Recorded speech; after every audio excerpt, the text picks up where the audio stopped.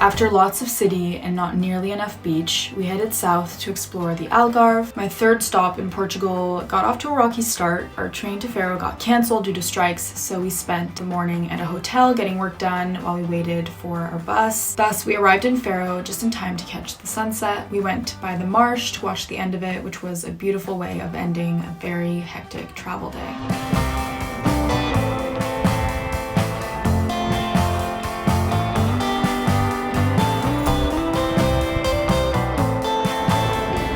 We finally grabbed dinner at l'Osteria, which was really decadent Italian.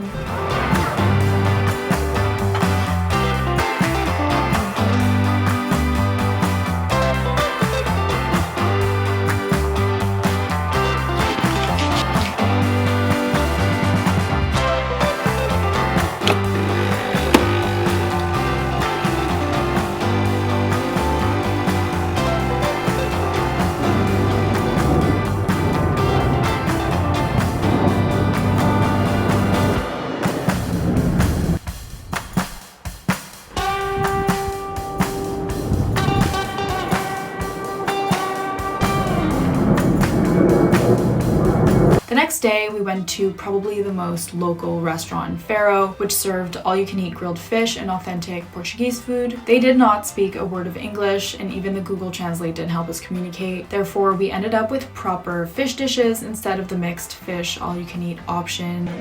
Obrigada. I had gorgeous tuna belly, but Henry had squid, and we're not really allowed to talk about it. It was bursting with ink and just not what he expected. But yeah, it's a sore topic.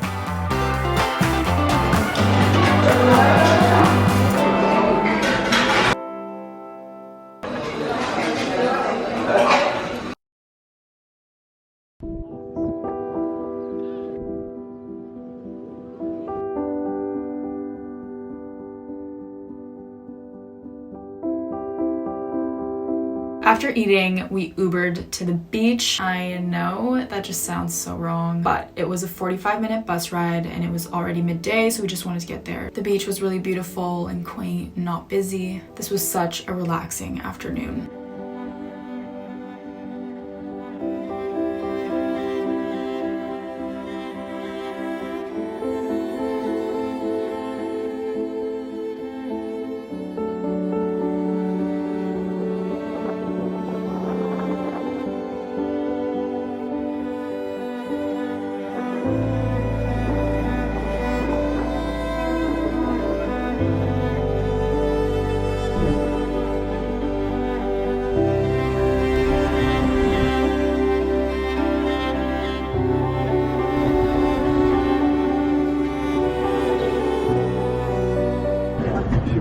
That it is to get to. Living. Love you.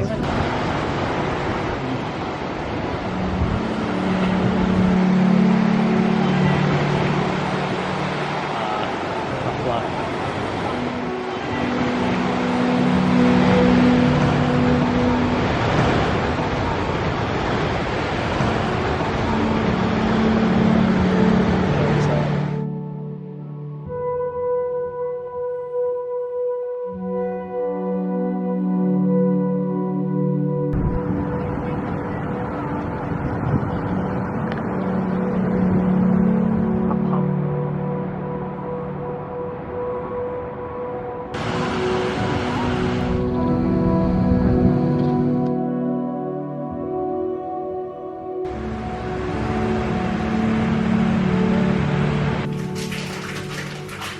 I don't know if this pot will be big enough.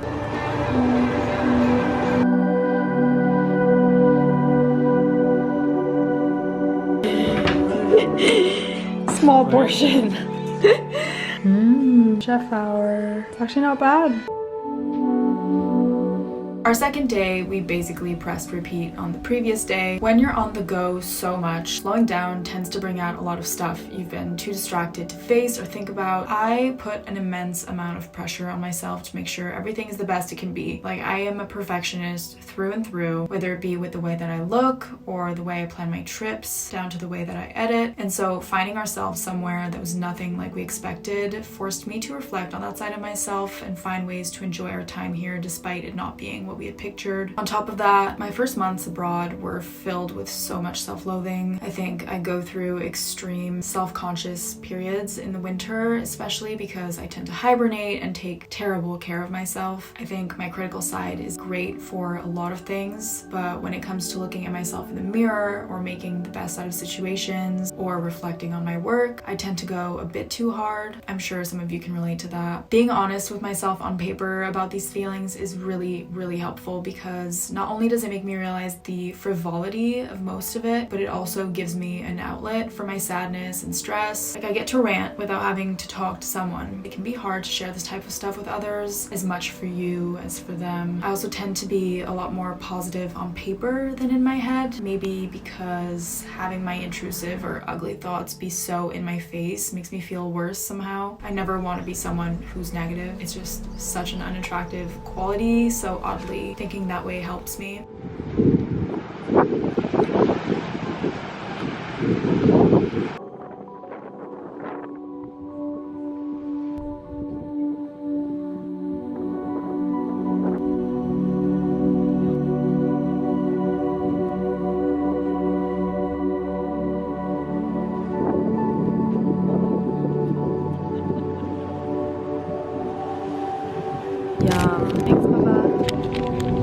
Your one is my one also.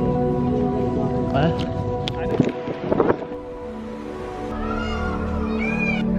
Yeah, okay, this is good because the Ricotta's on top. What about you?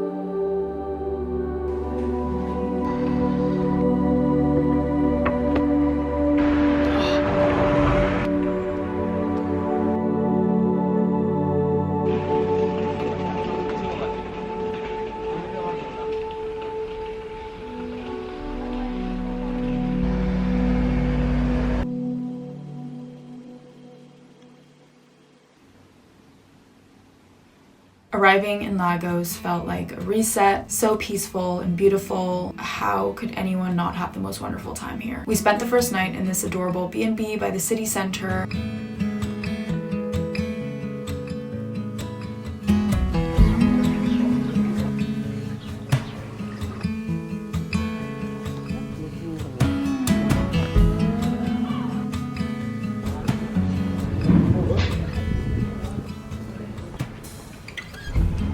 Feet on the stripes. We headed out for lunch shortly after arriving to fuel up for our beach day. Sensitive. Yes, exactly. That's what I yeah, they like just like didn't know. I could smell. Yeah, can someone get? Oh yeah.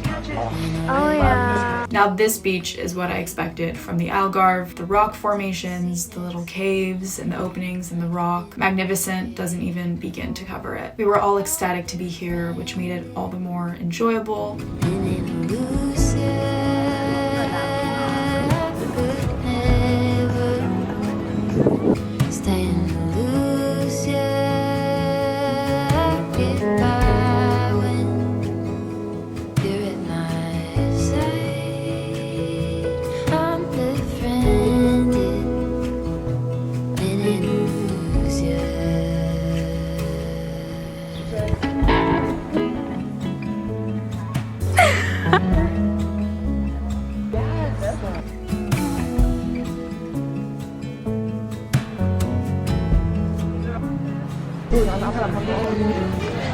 At the end of my bed, in the palm tree lightning. It was nothing you did, I just felt my low lightning. Now we talk Friendship. We got it's it. a little one-sided. We got drinks in this garden before tending to our collective craving for Asian food. And I'm running behind you. I'm branded in Andalusia.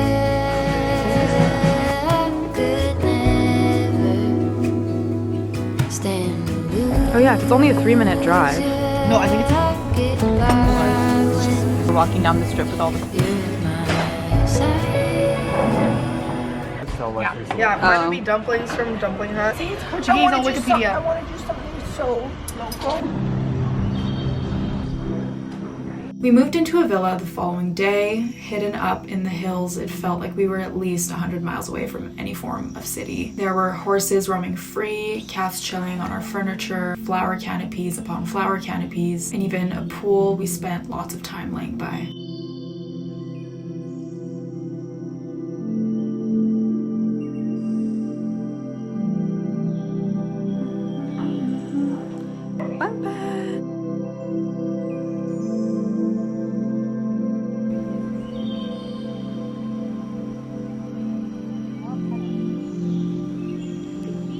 I'm going to climb over and do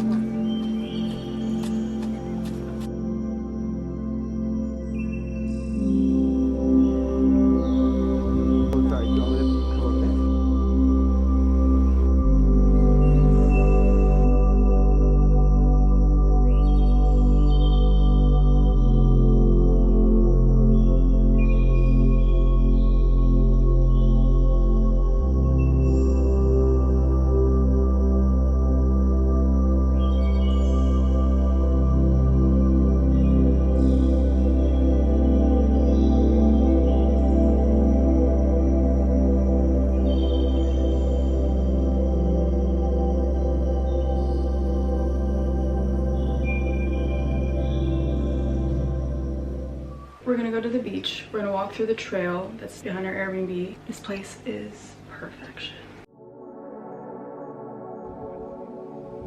It was like 2 seconds. Yeah, I'm gonna show you because I'll walk.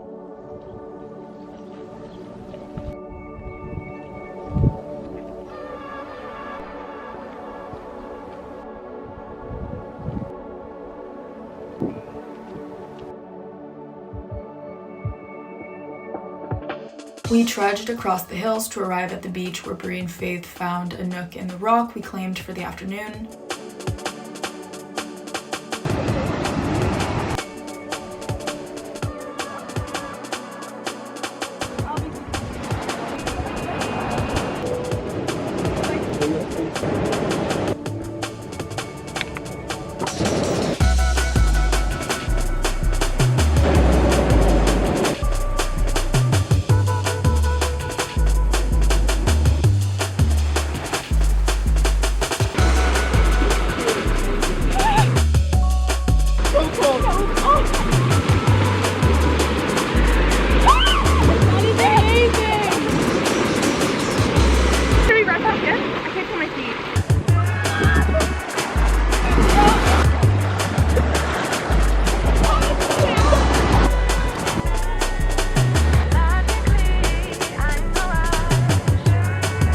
Started No One Is Talking About This by Patricia Lockwood. I was not a fan at first. I found the format hard to get into and found myself rereading passages constantly, not recognizing half the vocabulary. It just made me feel stupid, but eventually I got the hang of it and whoa, is it heavy. Definitely not your typical beach vacation read. A book that you shouldn't wait to read because it has all sorts of references I'm not sure most people will get 10 or 20 years from now. Dubbed a Twitter novel, Lockwood basically writes in tweets. I found it difficult to read mostly because of the subject matter, however. It's kind of apocalyptic, but really realistic. It makes you think about what we value as a society and how technology sometimes precedes human connection or inhibits it. Definitely got me thinking a lot about what I do. The colors are so flamboyant.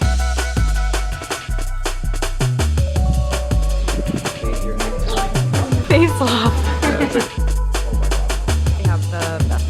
The best beach days cannot be titled the best beach days if they do not include sandwiches and fries for lunch. This brought me back to family vacations on Cape Cod when we'd bike home from the beach to have a sandwich before heading back to Nassau for the evening. So friggin' good.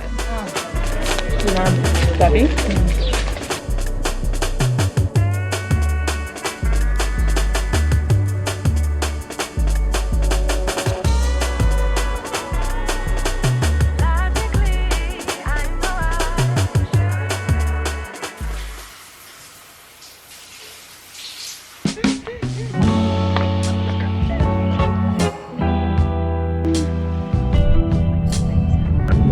We went back to the beach for sunset. Although the sun did not set on this side, we got to take in the golden reflections of the sun making its exit for the night.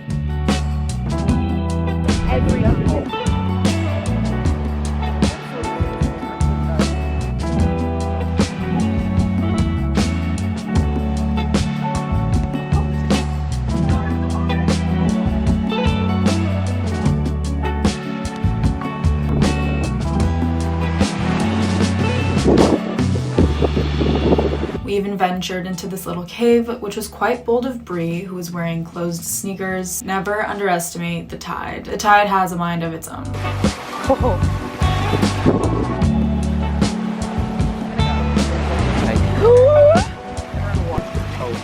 Wait, no, it's coming back. It's coming back. No, go Brie.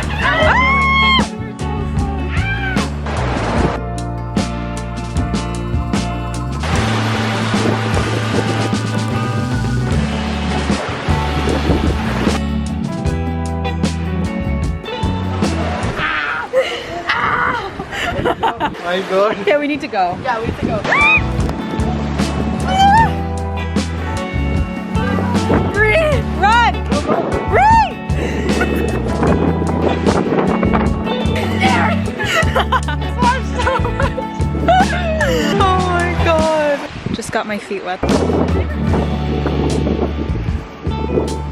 We got Indian food for dinner that was truly phenomenal. I never would have expected to find such authentic Indian food in a small beach town in Portugal, but we did, and it slapped. Chicken tandoori. Paneer bhaji. Chicken.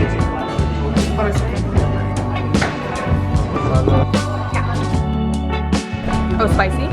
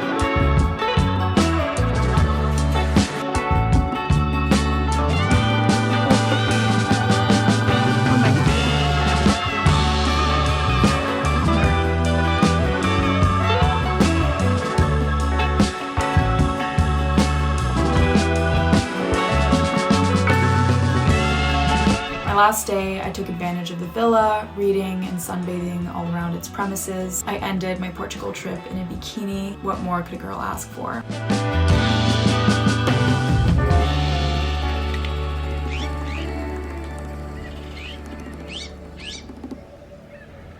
Now we head back to Copenhagen for a few days before jetting off to Budapest and Sorrento, so stay tuned.